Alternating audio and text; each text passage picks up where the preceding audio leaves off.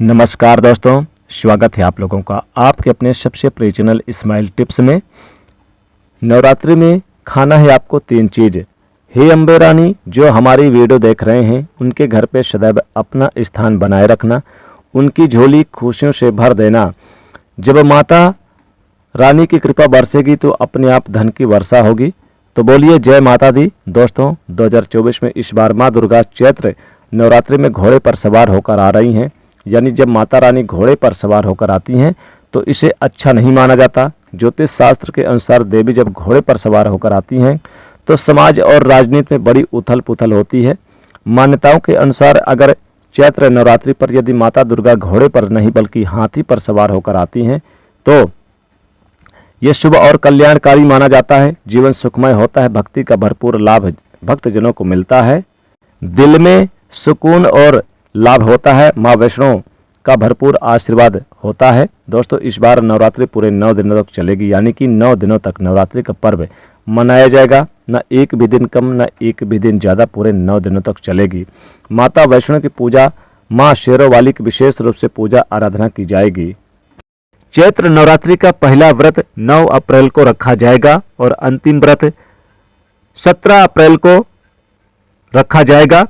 यानी कि 17 अप्रैल को कन्या पूजन किया जाएगा, जो कि इस दिन नवरात्रि समाप्त हो जाएगी।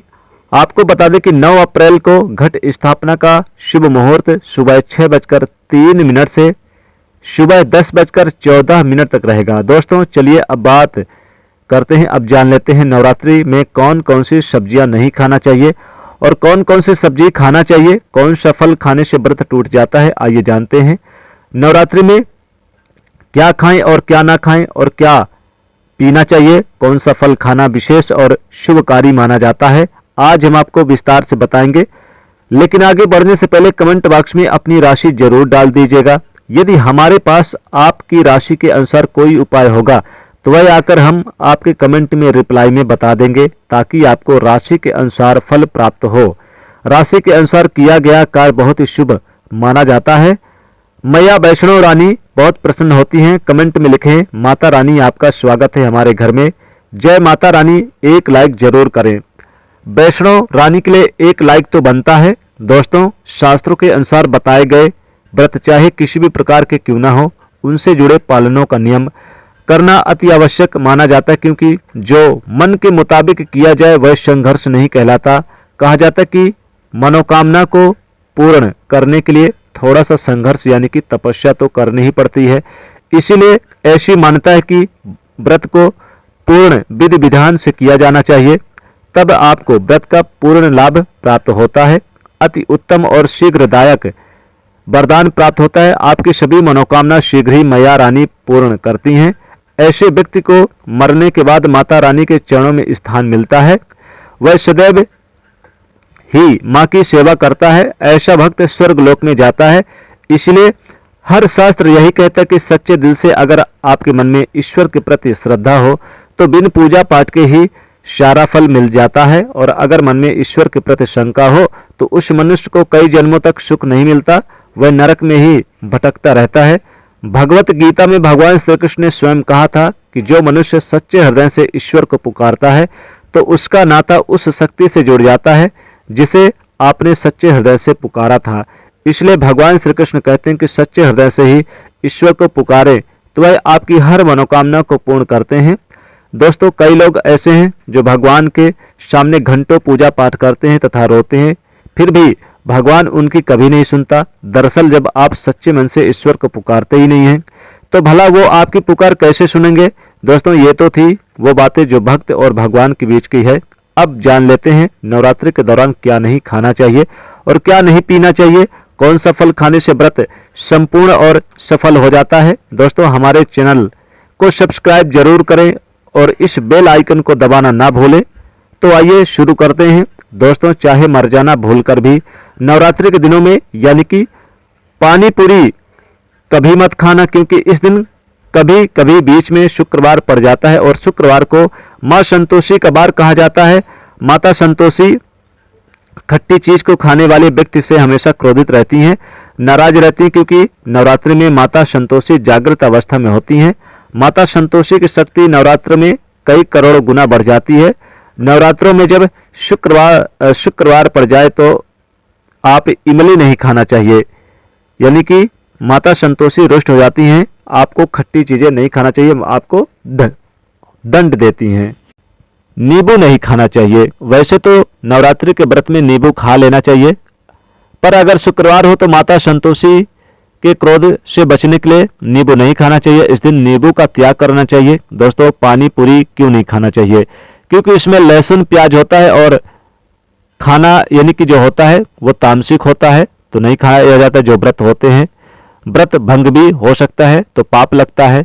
ध्यान पूर्वक अगर आप शुक्रवार को खट्टी चीजें नहीं खाते तो माता संतोषी आपको धन धान्य से मालामाल कर देती हैं, आपके घर में अपना वास बना लेती हैं। बस शुक्रवार के दिन, नवरात्र के दिनों में इस बीच आप इसे त्याग करना चाहिए, पालन करना चाहिए। नवरात्रों में लहसुन प्याज और खट्टी चीजों का परहेज करें। चाहे आप व्रत नहीं भी रख रहे हैं, फिर भी आपको नवरात्रि के दिनों में लहसुन प्याज से बनी चीजें नहीं खानी चाहिए। लेकिन याद रहे, पानी पूरी आप खा सकते हैं, वो भी जब नवरात्र समाप्त हो जाए। दोस्तों, वीडियो को लाइक जरूर करें। आपका एक लाइक माता रानी के लिए अति प्रिय है। माता रानी को अच्छा लगेगा, इसलिए माँ के लिए एक लाइक तो बनता है। माता रानी को नकारना नहीं चाहिए। दोस्तों, नवरात्रि के दिन सेव जरूर खाना चाहिए। शास्त्रों में बताया जाता है कि भगवान के भोग में सेव आदि जरूर अर्पित किया जाता है। अगर आपका व्रत है तो आपको सेव जरूर खाना चाहिए। केला, पपीता, तरबूजा, मीठे फल, अंगूर वगैरह खा लेने चाहिए। लाल वाला अंगूर खा लेना चाहिए, हरा वाला अंगूर, साथ ही अनार खा लेना चाहिए, और आप सीताफल भी खा लें। इन फलों के व्रतधारी को शक्ति मिलती है खाने से, और व्रत संपूर्ण हो जाता है। शास्त्रों में बताया जाता है कि नवरात्रि के दिनों में सीताफल जरूर खाना चाहिए, लेकिन आपको नाशपाती नहीं खाना चाहिए। फलों में नवरात्रि के दिनों में आप नाशपाती का त्याग कर दें, इसे ना खाएं, यह नाश करने वाला होता है। आपको खाना है सीताफल, सेव, अंगूर वगैरह खा सकते हैं। सीताफल खाने से 20 ऐसी बीमारियां खत्म हो जाती है। माना जाता है कि नवरात्रि के दिनों में सीताफल का घर में प्रवेश होना ही बड़ा शुभ होता है। सीताफल खाने से नवरात्रि का व्रत सफल होता है, क्योंकि इसे माता सीता का आशीर्वाद मिला होता है। माना जाता है भगवान राम के वनवास के दौरान माता सीता ने यही फल खाया था। नवरात्रि के दौरान इसे जो भी खाता है उसे दुखों का सामना नहीं करना पड़ता, आशीर्वाद देती हैं। दोस्तों, नवरात्रि में तेल की तली हुई हरी मिर्च भी आप ना खाएं। साथ ही कई मात्रा में यह परेशानी का कारण बनती है, तीखी होती है, इसलिए ना खाएं। इस बात का ध्यान रखें, दिक्कतें हो सकती हैं। पेट से संबंधित चीजें यानी कि परेशानी आपको देखने को मिल सकती है, क्योंकि इस समय व्रत का जो पालन होता है वो करना चाहिए। हल्का खाना आपको खाना चाहिए, भरपेट खाना नहीं खाना चाहिए। इससे हमारे शरीर में ऊर्जा की भरपूर मात्रा मिलती है। अगर आप यानी कि थोड़ा थोड़ा करके खाते हैं तो आपको क्या करना चाहिए? आलू की सब्जी खा लेनी चाहिए, आलू की पानी पी लेनी चाहिए। दोस्तों, नवरात्रि में भिंडी की सब्जी जरूर खाना चाहिए। लेकिन दोस्तों, याद रहे, भिंडी में कई ऐसे पोषक तत्व होते हैं जो हमारी हड्डियों को मजबूत बनाते हैं, तथा नवरात्रि में बैगन नहीं खाना चाहिए। पत्तेदार सब्जी या फिर आप जैसे कि कुमड़ा भी नहीं खाना चाहिए। नवरात्रि में आप बैगन है, लहसुन है, प्याज है, तामसिक चीजों का यानी कि त्याग कर दें। इन सब्जियों को भूलकर भी ना खाएं। नवरात्रि में साधक को सब्जियों में हरी धनिया डालकर भी जरूर खाना चाहिए। नवरात्रि में रिफाइंड का तेल भूलकर भी मत खाना, देसी घी खा सकते हैं। दोस्तों, नवरात्रि में व्रतधारी को डब्बा बंद लस्सी, डब्बा बंद जूस नहीं पीना चाहिए। उसमें कई केमिकल मिले होते हैं, जिसके कारण आपका व्रत टूट सकता है। जब भी आप फलों का पूरा जूस पिए तो याद रखें कि उसमें नमक ना डालें, नहीं तो व्रत टूट जाएगा। साथ ही साथ जूस के बर्फ भी जूस में डालकर नहीं पीना चाहिए। फलों का सादा जूस पीने से व्रत सफल होता है। दोस्तों, नवरात्रि के दौरान सिंघाड़े का आटा या कुट्टू का आटा खाने से पहले यह देख ले कि आटा पुराना नहीं होना चाहिए, क्योंकि पुराने आटे में कीड़े मकोड़े पड़ जाते हैं, जिसके कारण आपका व्रत टूट सकता है। क्योंकि ये छोटे मोटे कीड़े मकोड़े हमें दिखाई नहीं देते और आपके मुंह तक पहुंच जाते हैं। ऐसा खाना मतलब कीड़े मकोड़े खाने का बराबर माना गया है। दोस्तों, नवरात्रि के दौरान आप शाम के समय खाने में दही ले सकते हैं, आलू वगैरह खा सकते हैं, आलू के चिप्स खा सकते हैं, साबूदाने की टिकिया बनाकर खिचड़ी खा सकते हैं, साबूदाने की खिचड़ी बना ले, आलू के पापड़ भी खा सकते हैं। नवरात्रि के दौरान आप दूध घी भी खा सकते हैं, जो आपको ताकत देगा। आप चाय वगैरह भी पी सकते हैं, लेकिन याद रहे नमक ना डालें चाय में। नमक डालने से व्रत भी टूट जाएगा। एक बात ध्यान रखें, व्रतधारी को पेट भर खाना नहीं खाना चाहिए, नहीं तो व्रत रखने का कोई फायदा नहीं होता। थोड़ा थोड़ा करके खा सकते हैं। नवरात्रि के दौरान आप आदिशक्ति माँ दुर्गा को यानी कि प्रसन्न करने के लिए उनकी सबसे प्रिय चीजें जैसे अर्पित करें, जैसे कि फलों में अनार का फल है, सेव वगैरह अर्पित करें, लाल वाला अंगूर, और इसका ही प्रसाद के रूप में सेवन भी कर लें। दोस्तों, नवरात्रि के समय में आप कोई भी तामसिक चीज का सेवन न करें। लहसुन, प्याज या आप पत्तेदार गोभी और कुम्हड़ा और बैगन वगैरह बिल्कुल ना खाएं। इस चीज का ध्यान रखिएगा, नहीं तो व्रत टूट जाता है, माता रानी क्रोधित हो जाती हैं। आपको खीर वगैरह भी बना के खा लेनी चाहिए। दूध की खीर बना लें, साबूदाने की खीर बना के खा लें, खिचड़ी वगैरह भी खा सकते हैं। साथ ही आप यानी कि जो हमने फल बताया है, इन फलों का भी सेवन आप नवरात्रि के दौरान करेंगे तो माता रानी बहुत ही प्रसन्न होती हैं। साथ ही साथ दोस्तों, जो भी मीठे पकवान बने हैं इन्हें भी आप खा सकते हैं। व्रतधारी को दिन में एक बार अगर खाना चाहें तो नियम के अनुसार एक दिन आप खाना भी यानी एक समय खा सकते हैं।